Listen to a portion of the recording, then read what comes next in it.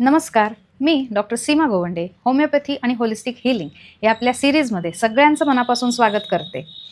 आतापर्यंत आपण वेगवेगळ्या इंजुरीजबद्दल बघितलं. आज आपण बाईट्स आणि स्टिंग्सबद्दल बघणार आहोत. तत्पूर्वी जे हा व्हिडिओ पहिल्यांदाच बघतायत त्यांच्यासाठी मी माझ्या इथे प्रथमोपचार याचं मार्गदर्शन एक वर्कशॉप घेते की ज्याच्यात मेडिकल, ट्रॉमॅटिक आणि एन्व्हायरमेंटल इमर्जन्सीज ओळखायच्या कशा आणि त्याच्यामध्ये काय करायचं आणि काय करायचं नाही.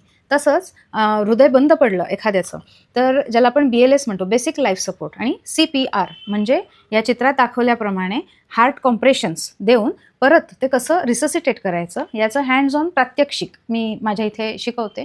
आणि हे सगळ्यांसाठी खुलं आहे. कोणीही हा वर्कशॉप अटेंड करू शकतात. जे कोणी इच्छुक असतील त्यांनी खाली दिलेल्या नंबरवरती संपर्क साधा. जेव्हा आमची पुढची बॅच असेल तेव्हा जरूर तुम्हाला कळवण्यात येईल. तर आजचा जो आपला विषय आहे तो म्हणजे स्टिंग्स आणि बाईट्स. तर जेव्हा पण एखादा किडा कधी नोन असेल कधी अननोन असेल, कोणता तरी किडा चावला, आपल्याला कळला नाही की कोणता नक्की किडा चावलाय, तर अशा वेळेला कधी पण किडा चावला की first drug of choice is ledum pal. Ledum pal हे 200 पोटेन्सीमध्ये लगेच एक 2-3 डोस घेतले की पुढे जाऊन काहीच त्रास होत नाही. जर आपल्याला स्पेसिफिकली माहिती आहे की ही मधमाशी चावलेली आहे तर अशा वेळेला एपिस मेलिफिका, की जे मधमाशीच्याच विषापासून तयार केलेलं औषध आहे, तर ते औषध एक 2-3 डोस घेतले की पुढे तिथे स्वेलिंग येणं, आगाग होणं असं काही होत नाही.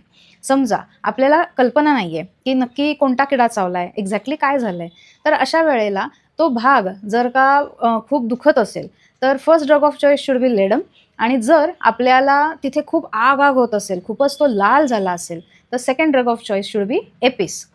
लेडमपाल या औषधाला तो भाग गार लागतो आणि तरीसुद्धा तिथे गार लावावंसं वाटतं. तर एपिस चं औषध जेव्हा लागतं तेव्हा तो भाग हाताला सुद्धा गरम लागतो आणि त्या व्यक्तीला हीट कोणत्याही प्रकारे गरम नको असतो, त्याने तो त्रास अजून वाढतो.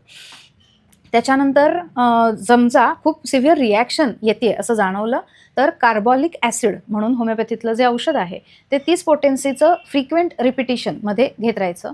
फक्त अशा कंडिशन्समध्ये काही वेळेला समजा वेळेवर आपण त्यांना लेडमपाल किंवा एपिस देऊ शकलो तर शक्यतो ॲनाफायलॅक्टिक रिॲक्शन येत नाही.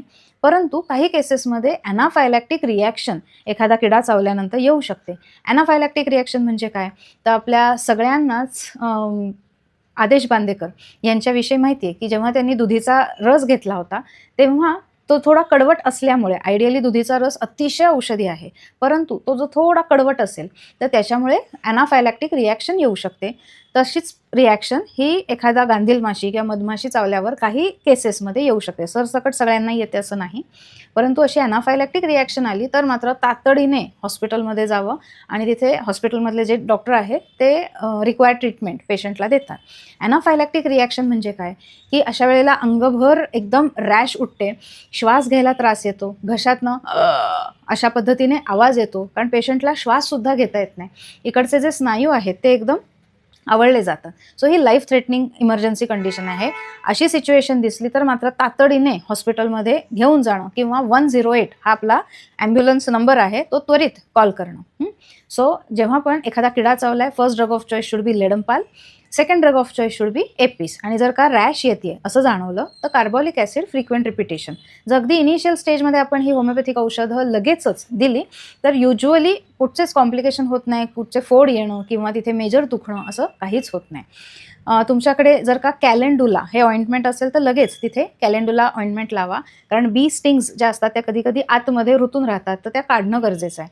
बऱ्याचदा कॅलेंडुला लावलं किंवा ज्यांच्याकडे माझं हे किट आहे याच्यामध्ये वज्रलेप म्हणून जे माझं क्रीम आहे जे मी स्वतः बनवलं आहे ते, आणि या किटमध्ये किडा चावणे म्हणून एक औषध आहे. सो ते औषध जर का लगेचच सुरू केलं तर पुढे काहीच शक्यतो कॉम्प्लिकेशन्स येत नाही. आत्तापर्यंत माझ्या खूप पेशंट्सना ह्याचा उपयोग झाला आहे. बरेचसे माझे पेशंट वेगवेगळ्या ठिकाणी प्रवासाला जाताना हे किट घेऊन जातात. एका पेशंटनी त्यांचा अनुभव सांगितला होता की ते एका मंदिरात गेले होते आणि तिथे चप्पल घालताना त्यांचा हात चुकून त्या पोळ्याला लागला, त्यांचं लक्ष नव्हतं आणि एकदम 10-12 मधमाशा त्यांच्या मानेवर, डोक्यावर, चेहऱ्यावर चावल्या. त्या लगेचच धावत जाऊन आधी चेहरा धुतला, पाणी लावलं सगळीकडे, मग हे मलम लावलं आणि यातलं जे किडा चावणे म्हणून औषध आहे ते घेतलं. त्याच्यानंतर त्या म्हणाल्या की त्यावेळेला जो काही दाह होत होता, रूमवर जाऊन मी ते औषध घेतल्या क्षणी माझं हार्डली अर्ध्या तासात ते दुखणं पूर्णपणे थांबलं आणि मला जाणवत होतं की तिथे आता मोठ्या गांधी किंवा फोड उठणार आहे, तेही गायब झालं. सो आपली होमिओपॅथिक औषधं इतकी प्रभावी आणि इफेक्टिव्ह आहे.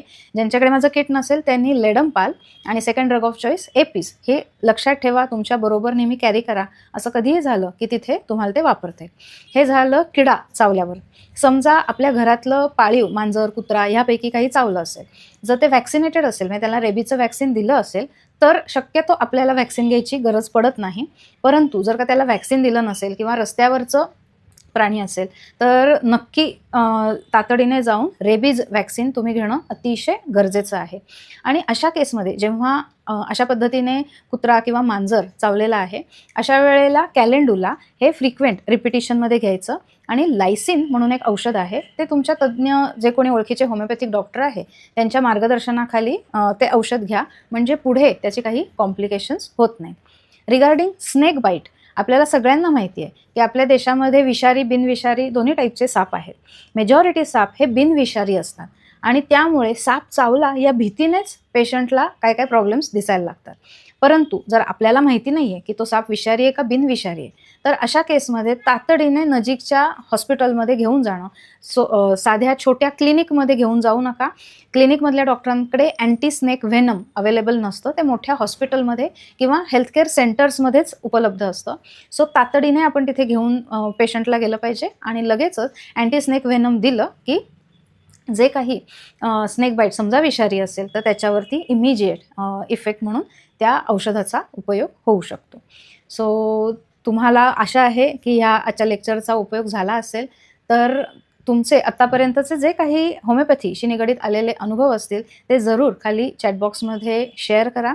इथून पुढचं संपूर्ण आयुष्य तुम्हाला उत्तम आरोग्य आणि भरभराटीचं जावं हीच ईश्वरचरणी मनापासून प्रार्थना.